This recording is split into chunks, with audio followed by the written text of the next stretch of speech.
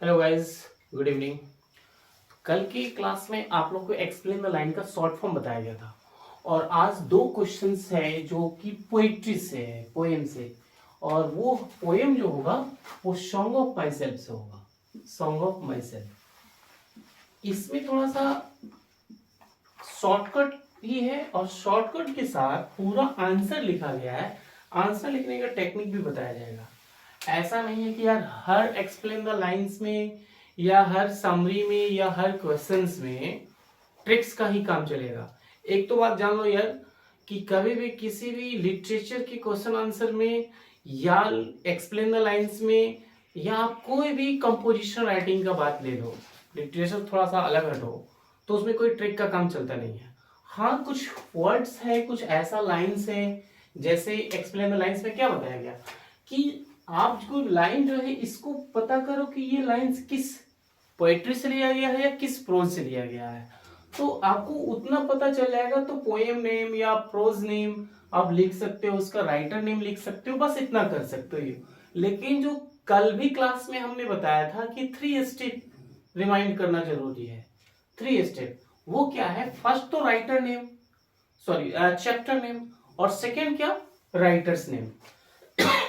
और जो third point बनता है कि वो लाइंस कहना क्या चाहता है, उस लाइंस के बारे में अगर आप नहीं लिखिएगा तो जो बहुत सारे आप वीडियो भी देखते हैं उसमें ये बताया जाता है कि सिर्फ आप चैप्टर नेम लिखो और राइटर नेम लिखो, आपका 3 मार्क्स ऐसे आ जाएगा। ये हवा में ना पढ़ो, ठीक है ना? कोई भी ये बात में नहीं पढ़े यार। जब तक आप उसका कॉन्सेप्ट नहीं लिखिएगा, जब तक उसका कंक्लूजन नहीं बताइएगा कि वो लाइंस क्या कर रहा है, the meaning of this lines नहीं बता पाइएगा, उसमें नहीं इंक्लूड कीजिएगा, तो फिर आपका पूरा परफेक्ट मार्क्स जो 4 मार्क्स का है एक्सप्लेन द लाइंस नहीं मिलेगा। ये जो हवाबाजी जो है उसमें नहीं पड़िए, आपको थोड़ा सा लिखना पड़ेगा उस लाइंस के बारे में। जैसे ये क्वेश्चंस दिया गया है, क्वेश्चन नंबर 1, जैसे यहाँ पे 2 एक्सप्लेन द लाइंस दिया गया है। Hoping to cease not till death, hoping to cease not till death. ये लाइन में, ये लाइन पहले तो ये क्लियर किया जाए कि ये लाइंस जो है किस पोएम से लिया गया है, किस पोएट्री से लिया गया है।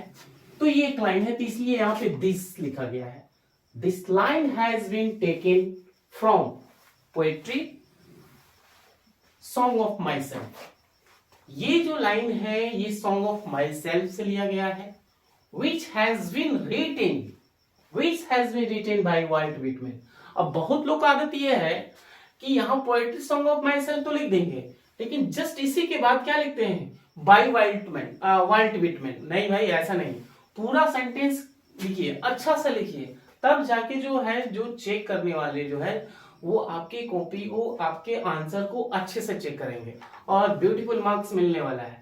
लेकिन ऐसे जैसे तैसे बाइल कहीं लगा दो, कोई प्रीपोजिशन कहीं लगा दो, पैराग्राफ नहीं चेंज करो, उसके बारे में नहीं लिखो, ये तो घटिया सोच है और मार्क्स आपका नहीं आ सकता है। हाँ, सिर्फ वीडियो में आपको ये बताया जाएगा ये 4 नंबर, ये 3 नंबर, ये 2 नंबर, ऐसे आ जाएगा, वैसे आ जाएगा। आपको ना लिखना है, आपको ना पता है कि हाँ कैसे लिखना है। एग्जाम हॉल में जैसे तैसे लिख दीजिएगा, फिर मार्क्स तो मिलना ही है। मार्क्स आपके हिसाब से नहीं मिलेगा, जो सही है उसी के हिसाब से होगा। लास्ट में यहां जब वाल्ट व्हिटमैन लिख दिए कि वाल्ट व्हिटमैन के द्वारा ये लाइन लिखा गया है, ये जो सॉन्ग ऑफ माई सेल्फ जो है चैप्टर, वो इनके द्वारा लिखा गया है। अब ये hoping to cease not till death, इसका मीनिंग क्या है? इस लाइन में कवि क्या कहना चाहते हैं उस चीज को लिखना है, पैराग्राफ चेंज करके लिखना है। In this line the poet wants to say, the poet wants to say. ये लाइन भाई हर एक्सप्लेन द लाइन में नोट कीजिए, ये पैराग्राफ चेंज करके।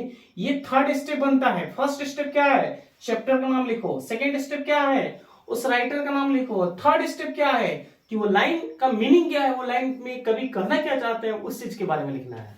ये चीज दिमाग में रखें। तो ये लिखिएगा, in this line the poet wants to say he is 37 years right now. इसमें कह रहे हैं, कवि कहना चाहते हैं कि वो अभी जो है 37 ईयर्स का हुए हैं। एंड ही होप्स, और उन्हें लगता है, that he will as healthy as right now till his last breath. उन्हें ये एहसास होता है, उन्हें ऐसा लगता है, उनको आशा है कि जैसे अभी वो है, अभी का उनका हेल्थ है, वैसे ही आगे तक भी रहेगी, मैंने भविष्य में भी इसी तरह से हुष्ट पुष्ट रहेंगे। लेकिन लास्ट सांस तक, अंतिम सांस तक, लास्ट जब तक वो उनकी जीवन की समाप्ति नहीं हो जाती है तब तक वो जैसे हैं वैसे ही रहेंगे, वैसे ही हेल्दी रहेंगे, वैसे ही यंग रहेंगे। So the poet doesn't want to die, इसलिए कभी मरना नहीं चाहते हैं। ये जब लिखिएगा ये परफेक्ट आंसर हुआ। जब इतना लिख दीजिएगा भाई, आपको अब कोई 4 मार्क्स से नहीं रोक सकता है।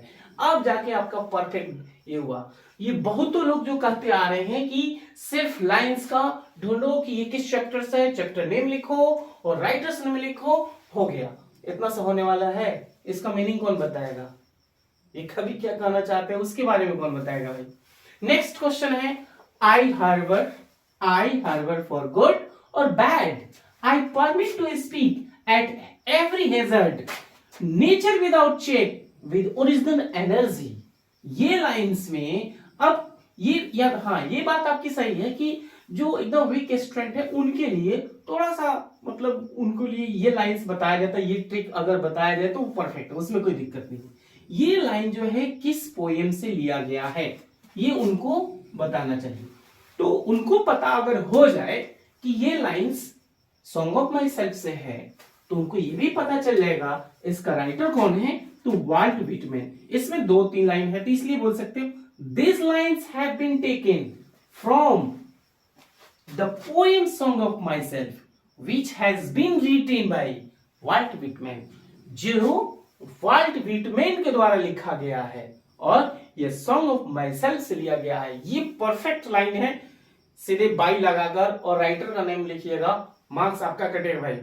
जो बड़े बड़े यूट्यूबर है उनका नहीं कटने वाला है, बर्बादी तुम्हारा होगा। In this lines the poet wants to explain, इस लाइन में कवि एक्सप्लेन करना चाहते हैं that he always believed in good और बैड, वो हमेशा ये भरोसा करते हैं अच्छाई और बुराई में, हर इंसान के अंदर ये चीज है। And he was ready for every danger in his life, और वो हमेशा तैयार रहते हैं अपने जीवन में जो भी प्रॉब्लम्स आए उनसे फेस करने के लिए, उनसे सामना करने के लिए वो हमेशा तैयार होते हैं। क्योंकि हर जीवन में हर एक किसी के लाइफ में प्रॉब्लम्स तो आती ही रहती है और प्रॉब्लम्स का सामना अगर कोई नहीं कर पाए तो फिर वो इंसान नहीं है। He expected that life is not bed of roses, वो स्वीकार करते हैं कि जीवन जो है वो बेड ऑफ रोजेस नहीं है। It was full of difficulties, ये पूर्ण रूप से पूरे जीवन जो है ना कठिनाइयों से भरा हुआ है। एंड ऑल्सो गिव हैप्पीनेस, और साथ साथ ये हैप्पीनेस से भी भरा हुआ है, खुशियों से भी भरा हुआ है। दस, इस प्रकार this lines are very interesting and meaningful. Last में ये लाइन जोड़ दो, अब देखो आपका मार्क्स क्यों नहीं मिलेगा, 4 मार्क्स जरूर मिलेगा। तो इस तरह से आप एक्सप्लेन द लाइन्स लिखें, पूरा परफेक्ट लिखें ताकि आपके मार्क्स में कोई कटौती नहीं हो, जो आप अंदाजा लगा रहे हैं वो परफेक्ट हो। इस तरह से हवाबाजी में पढ़ने की जरूरत नहीं है। इस तरह की वीडियोस और इस तरह के असाइनमेंट, इस तरह की पूरा कॉन्सेप्ट सीखने के लिए, एग्जाम की प्रिपरेशन करने के लिए आप वीडियो को शेयर, लाइक एंड सब्सक्राइब करते रहें। Thank you.